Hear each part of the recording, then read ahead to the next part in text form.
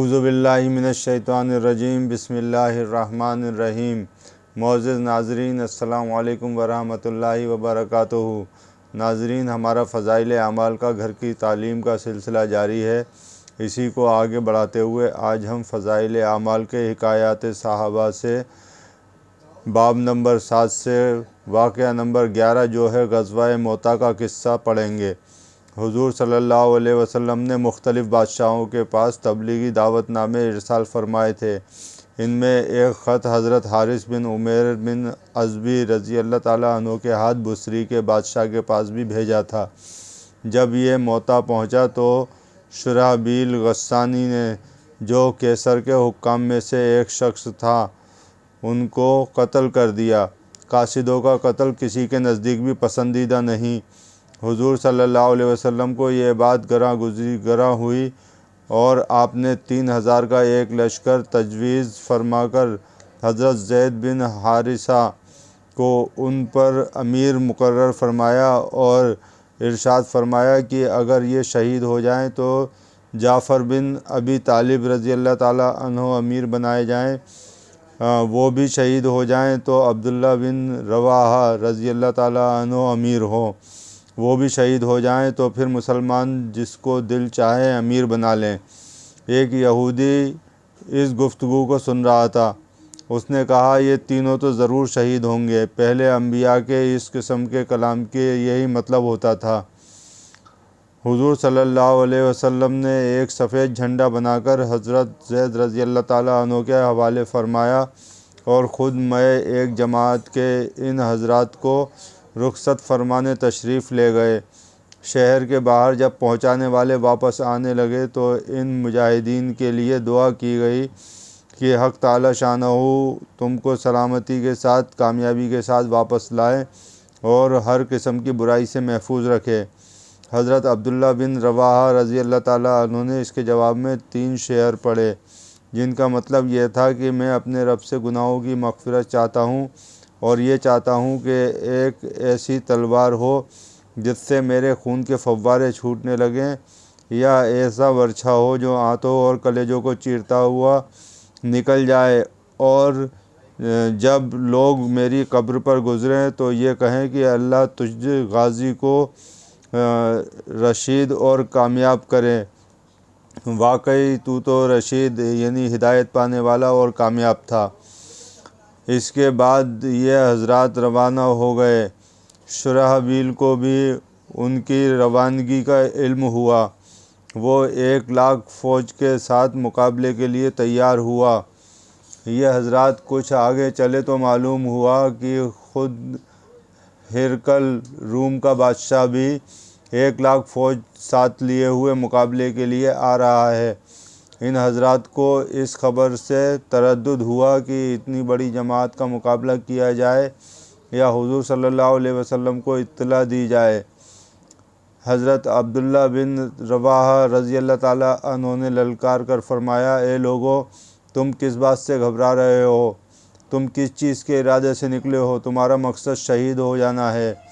ہم لوگ کبھی قوت اور آدمیوں کی کثرت کے زور پر نہیں لڑے، ہم صرف اس دین کی وجہ سے لڑے جس کی وجہ سے اللہ نے ہمیں اکرام نصیب فرمایا ہے۔ آگے بڑھو اور کامیابیوں میں سے ایک تو ضروری ہے شہادت یا غلبہ۔ یہ سن کر مسلمانوں نے ہمت کی اور آگے بڑھ گئے، حتیٰ کہ موتا پر پہنچ کر لڑائی شروع ہو گئی۔ حضرت زید رضی اللہ تعالیٰ عنہ نے جھنڈا ہاتھ میں لیا اور میدان میں پہنچے۔ گھمسان کی لڑائی ہوئی۔ شرحبیل کا بھائی بھی مارا گیا اور اس کے ساتھی بھاگ گئے۔ خود شرحبیل بھی بھاگ کر ایک قلعے میں چھپ گیا اور ہرقل کے پاس مدد کے لیے آدمی بھیجا۔ اس نے تقریباً 2,00,000 فوج بھیجی اور لڑائی زور سے ہوتی رہی۔ حضرت زید رضی اللہ تعالیٰ عنہ شہید ہوئے تو جعفر رضی اللہ تعالیٰ عنہ نے ہاتھ میں جھنڈا لیا اور اپنے گھوڑے کے خود ہی پاؤں کاٹ دیے تاکہ واپسی کا خیال بھی دل میں نہ آئے، اور چند اشعار پڑھے جس کا ترجمہ یہ ہے، اے لوگوں، کیا ہی اچھی ہے جنت اور کیا ہی اچھا ہے اس کا قریب ہونا، کتنی بہترین چیز ہے اور کتنا ٹھنڈا ہے اس کا پانی اور ملک روم کے لوگوں پر عذاب کا وقت آ گیا، مجھ پر بھی لازم ہے کہ ان کو ماروں۔ یہ اشعار پڑھے اور اپنے گھوڑے کے پاؤں خود ہی کاٹ چکے تھے کہ واپسی کا خیال بھی دل میں نہ آوے، اور تلوار لے کر کافروں کے مجمع میں گھس گئے۔ امیر ہونے کی وجہ سے جھنڈا انہی کے پاس تھا۔ اول جھنڈا داہنے ہاتھ میں لیا، کافروں نے داہنا ہاتھ کاٹ دیا کہ جھنڈا گر جائے۔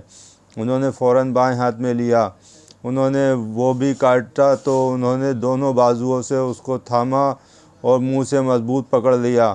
ایک شخص نے پیچھے سے ان کے 2 ٹکڑے کر دیے جس سے یہ گر پڑے۔ اس وقت ان کی عمر 33 سال کی تھی۔ حضرت عبداللہ بن عمر رضی اللہ تعالیٰ عنہ کہتے ہیں، ہم نے بعد میں لاشوں میں سے حضرت جعفر رضی اللہ تعالیٰ عنہ کو جب اٹھایا تو ان کے بدن کے اگلے حصے میں 90 زخم تھے۔ جب یہ شہید ہو گئے تو لوگوں نے عبداللہ بن رواحہ کو آواز دی۔ وہ لشکر کے ایک کونے میں سے گوشت کا ٹکڑا کھا رہے تھے کہ 3 دن سے کچھ چکھنے کو بھی نہیں ملا تھا۔ وہ آواز سنتے ہی گوشت کے ٹکڑے کو پھینک کر اپنے آپ کو ملامت کرتے ہوئے کہ جعفر رضی اللہ تعالیٰ عنہ تو شہید ہو جائیں اور تو دنیا میں مشغول رہے، آگے بڑھے اور جھنڈا لے کر قتال شروع کر دیا۔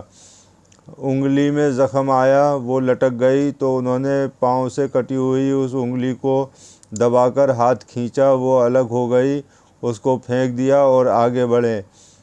اس گھمسان اور پریشانی کی حالت میں تھوڑا سا تردد بھی پیش آیا کہ نہ ہمت نہ مقابلے کی طاقت، لیکن اس تردد کو تھوڑی دیر گزری تھی کہ اپنے دل کو مخاطب بنا کر کہا، او دل، کس چیز کا اب اشتیاق باقی ہے جس کی وجہ سے تردد ہے؟ کیا بیوی کا ہے تو اس کو 3 طلاق، یا غلاموں کا ہے تو وہ آزاد، یا باغ کا ہے تو اللہ کے راستے میں صدقہ۔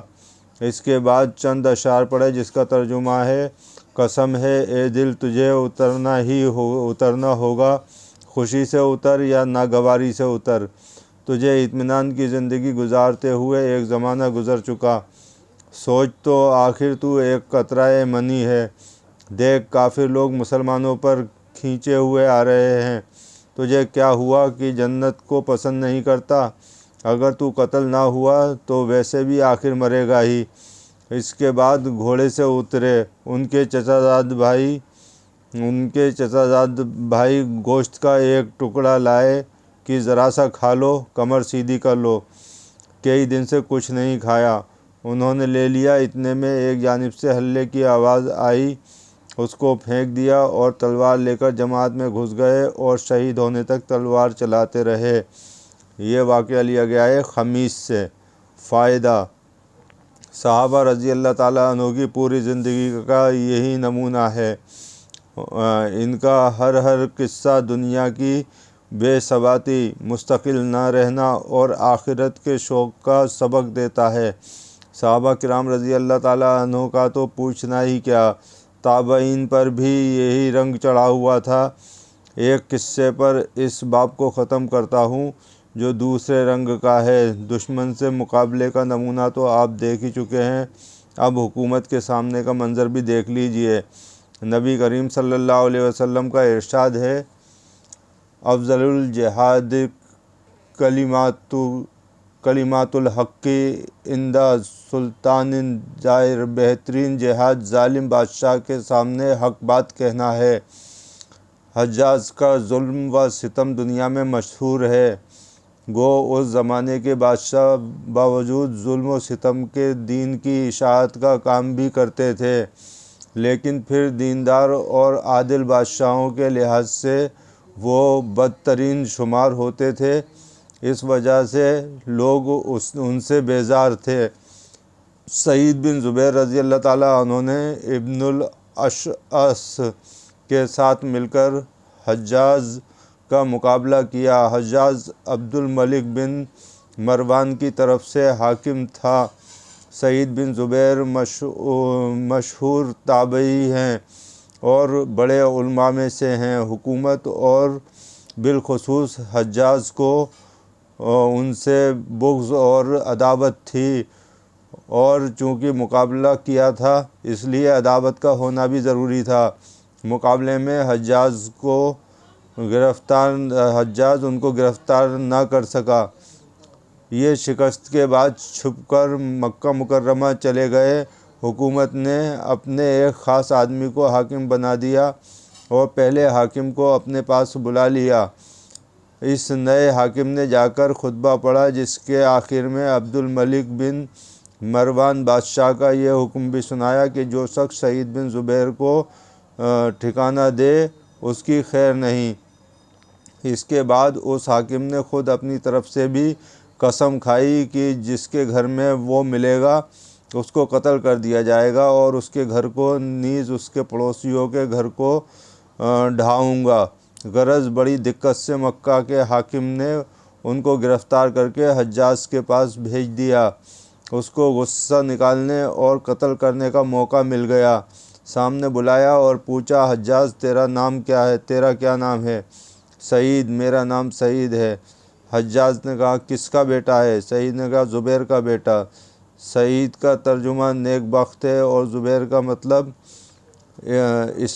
اصلاح کی ہوئی چیز۔ اگرچہ ناموں میں معنی اکثر مقصود نہیں ہوتے، لیکن حجاج کو ان کے نام اچھے معنی والے ہونا پسند نہیں آیا، اس لیے کہا، نہیں، تو شقی بن قصیر ہے۔ شقی کہتے ہیں بدبخت کو اور قصیر ٹوٹی ہوئی چیز کو۔ سعید، میری والدہ میرا نام تجھ سے بہتر جانتی تھی۔ حجاج، تو بھی بدبخت، تیری ماں بھی بدبخت۔ سعید، غیب کی بات جاننے والا تیرے علاوہ اور شخص ہے، یعنی علام الغیوب۔ حجاج، دیکھ، میں اب تجھے موت کے گھاٹ اتارتا ہوں۔ سعید، تو میری ماں نے میرا نام درست رکھا۔ حجاج، اب میں تجھ کو زندگی کے بدلے کیسا جہنم رسید کرتا ہوں۔ سعید، اگر میں جانتا کہ یہ تیرے اختیار میں ہے تو تجھ کو معبود بنا لیتا۔ حجاج، حضور صلی اللہ علیہ وسلم کی نسبت تیرا کیا عقیدہ ہے؟ سعید، وہ رحمت کے نبی تھے اور اللہ کے رسول تھے جو بہترین نصیحت کے ساتھ تمام دنیا کی طرف بھیجے گئے تھے۔ حجاج، خلفاء کی نسبت تیرا کیا خیال ہے؟ سعید، میں ان کا محافظ نہیں ہوں، ہر شخص اپنے کیے کا ذمہ دار ہے۔ حجاج، میں ان کو برا کہتا ہوں یا اچھا؟ سعید، جس چیز کا مجھے علم نہیں میں اس میں کیا کہہ سکتا ہوں، مجھے اپنا ہی حال معلوم ہے۔ حجاج، ان میں سب سے زیادہ پسندیدہ تیرے نزدیک کون ہے؟ سعید، جو سب سے زیادہ میرے مالک کو راضی کرنے والا تھا۔ بعض کتب میں بجائے اس کے یہ جواب ہے کہ ان کے حالات بعض کو بعض پر ترجیح دیتے ہیں۔ حجاج، سب سے زیادہ راضی کرنے والا کون تھا؟ سعید، اس کو وہی جانتا ہے جو دل کے بھیدوں، چھپے ہوئے رازوں سے واقف ہے۔ حجاج، حضرت علی رضی اللہ تعالیٰ عنہ جنت میں دوزخ میں ہے۔ حضرت علی رضی اللہ تعالیٰ عنہ جنت میں ہے، دوزخ میں؟ سعید، اگر میں جنت اور جہنم میں جاؤں اور وہاں والوں کو دیکھ لوں تو بتا سکتا ہوں۔ حجاج، میں قیامت میں کیسا آدمی ہوں گا؟ سعید، میں اس سے کم ہوں کہ غیب پر مطلع کیا جاؤں۔ حجاج، تو مجھے سچ بولنے کا ارادہ نہیں کرتا؟ حجاج، تو مجھ سے سچ بولنے کا ارادہ نہیں کرتا؟ سعید، میں نے جھوٹ بھی نہیں کہا۔ حجاج، تو کبھی ہنستا کیوں نہیں؟ سعید، کوئی بات ہنسنے کی دیکھتا نہیں، اور وہ شخص کیا ہنسے جو مٹی سے بنا ہے اور قیامت میں اس کو جانا ہے اور دنیا کے فتنوں میں دن رات رہتا ہو۔ حجاج، میں تو ہنستا ہوں۔ سعید، اللہ نے ایسے ہی مختلف طریقوں میں ہم کو بنایا ہے۔ حجاج، میں تجھے قتل کرنے والا ہوں۔ سعید، میری موت کا سبب پیدا کرنے والا اپنے کام سے فارغ ہو چکا۔ حجاج، میں اللہ کے نزدیک تجھ سے زیادہ محبوب ہوں۔ سعید، اللہ پر کوئی بھی جرأت نہیں کر سکتا جب تک کہ اپنا مرتبہ معلوم نہ کر لے، اور غیب کی اللہ ہی کو خبر ہے۔ حجاج: میں کیوں نہیں جرأت کر سکتا، حالانکہ میں جماعت کے بادشاہ کے ساتھ ہوں اور تو باغیوں کی جماعت کے ساتھ۔ سعید: میں جماعت سے علیحدہ نہیں ہوں اور فتنے کو خود ہی پسند نہیں کرتا، اور جو تقدیر ہے اس کو کوئی ٹال نہیں سکتا۔ حجاج: ہم جو کچھ امیر المومنین کے لیے جمع کرتے ہیں اس کو تو کیسا سمجھتا ہے؟ سعید: میں نہیں جانتا کہ کیا جمع کیا۔ حجاج نے سونا، چاندی، کپڑے وغیرہ منگا کر اس کے سامنے رکھ دیے۔ سعید: یہ اچھی چیزیں ہیں اگر اپنی شرط کے موافق ہو۔ حجاج: شرط کیا ہے؟ سعید: یہ کہ تو ان سے اچھی چیزیں خریدے جو بڑے گھبراہٹ کے دن یعنی قیامت کے دن امن پیدا کرنے والی ہوں، ورنہ ہر دودھ پلانے والی دودھ پیتے کو بھول جائے گی اور حمل گر جائیں گے اور آدمی کو اچھی چیز کے سوا کچھ بھی کام نہ دے گی۔ حجاج: ہم نے جو جمع کیا وہ اچھی چیز نہیں؟ سعید: تو نے جمع کیا، تو ہی اس کی اچھائی کو سمجھ سکتا ہے۔ حجاج: کیا تو اس میں سے کوئی چیز اپنے لیے پسند کرتا ہے؟ سعید: میں صرف اس چیز کو پسند کرتا ہوں جس کو اللہ پسند کرے۔ حجاج: تیرے لیے ہلاکت ہو۔ سعید: ہلاکت اس شخص کے لیے جو جنت سے ہٹا کر جہنم میں داخل کر دیا جائے۔ حجاج دکھ ہو کر: بتلا کہ تجھے کس طریقے سے قتل کروں؟ سعید: جس طرح سے قتل ہونا اپنے لیے پسند ہو۔ حجاج: کیا تجھے معاف کر دوں؟ سعید: معافی اللہ کے یہاں کی معافی ہے، تیرا معاف کرنا کوئی چیز بھی نہیں۔ حجاج نے جلاد کو حکم دیا کہ اس کو قتل کر دو۔ سعید باہر لائے گئے اور ہنسے۔ حجاج کو اس کی اطلاع دی گئی۔ پھر بلایا اور پوچھا: حجاج، میں اس کو قتل کرتا ہوں جس نے مسلمانوں کی جماعت میں فرق کی۔ پھر جلاد سے خطاب کر کے کہا: میرے سامنے اس کی گردن اڑاؤ۔ سعید: میں 2 رکعت نماز پڑھ لوں؟ نماز پڑھی، پھر قبلہ رخ ہو کر وجہت وجہی یا للذی فطر السماوات والارض فہی وانا من المشرکین پڑھا، یعنی میں نے اپنا منہ اس پاک ذات کی طرف کیا جس نے آسمان زمین بنائے، اور میں سب طرف سے ہٹ کر ادھر متوجہ ہوا اور نہیں ہوں مشرکوں میں سے۔ حجاج: اس کا منہ قبلے سے پھیر دو اور نصارہ کے قبلے کی طرف کر دو کہ انہوں نے بھی اپنا دین میں تفریق کی اور اختلاف پیدا کیا، چنانچہ فوراً پھیر دیا گیا۔ سعید نے فَإِنْ تَوَلُّوا فَثَمَّ وَجْهُ اللَّهِ الْكَافِي بِالظَّاہِرِ، جدھر تم منہ پھیرو ادھر بھی خدا ہے جو بھیدوں کا جاننے والا ہے۔ حجاج: اوندھا ڈال دو، یعنی زمین کی طرف منہ کر ڈال دو۔ ہم تو ظاہر پر عمل کے ذمہ دار ہیں۔ سعید: منہا خلقناکم وفیہا نعیدکم ومنہا نخرجکم تارۃ اخری، ہم نے زمین ہی سے تجھ کو پیدا کیا اور اسی میں تجھ کو لوٹائیں گے اور اسی سے پھر دوبارہ اٹھائیں گے۔ حجاج: اس کو قتل کر دو۔ سعید: میں تجھے اس بات کا گواہ بناتا ہوں، اشہد ان لا الہ الا اللہ وحدہ لا شریک لہ واشہد محمدًا عبدہ ورسولہ۔ تو اس کو محفوظ رکھنا، جب میں تجھ سے قیامت کے دن ملوں گا تو لے لوں گا۔ اس کے بعد وہ شہید کر دیے گئے۔ انا للہ و انا الیہ راجعون۔ ان کے انتقال کے بعد بدن سے خون بہت زیادہ نکلا، جس سے حجاج کو بھی حیرت ہوئی۔ اپنے طبیب سے اس کی وجہ پوچھی، اس نے کہا کہ ان کا دل नहायत मुतमईन था और कत्ल का ज़रा सा भी खौफ उनके दिल में नहीं था, इसलिए उनका खून अपनी असली मिक़दार पर कायम रहा। बखिलाफ़ और लोगों के की खौफ से उनका खून पहले ही खुश्क हो जाता है।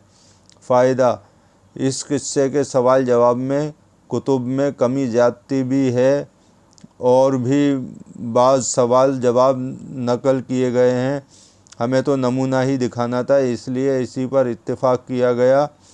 ताबईन के इस किस्म के किस्से बहुत ज़्यादा हैं। हज़रत इमाम आज़म रहमतुल्लाह अलैह, इमाम अहमद बिन हम्बल रहमतुल्लाह अलैह वग़ैरह हज़रात इसी हक़ गोई की वजह से हमेशा मशक्क़तें बर्दाश्त फरमाते रहे, लेकिन हक़ को हाथ से नहीं छोड़ा। हज़रात इसी तरीके से फ़ज़ाइल आमाल के वाक़यात आगे भी पढ़ते रहेंगे और फ़ज़ाइल आमाल का घर की तालीम का सिलसिला आगे भी जारी रहेगा। फ़िलहाल आपसे इजाज़त चाहता हूँ। अस्सलामु अलैकुम वरहमतुल्लाहि वबरकातुहू।